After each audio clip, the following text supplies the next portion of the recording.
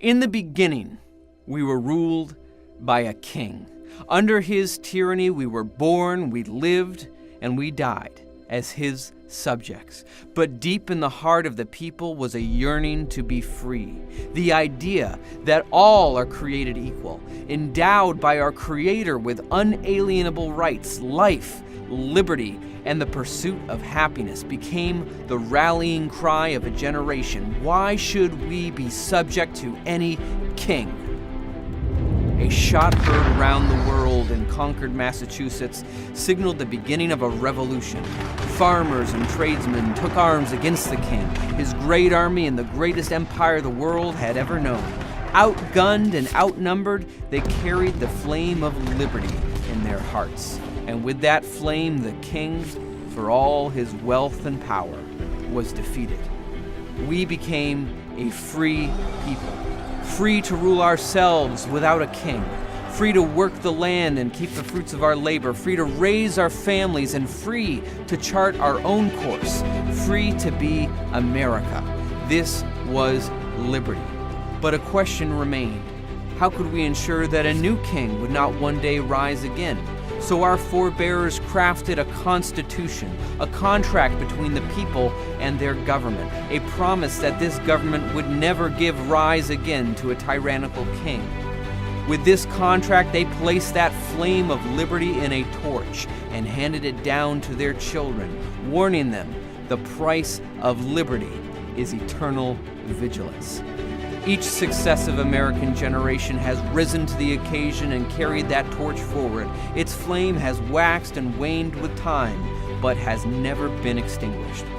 77 years later, a generation of Americans founded a new political party to carry the torch of liberty forward to defeat the wicked old world scourge of slavery.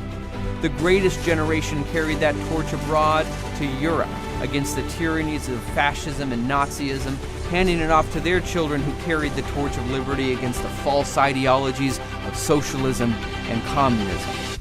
But then we slipped.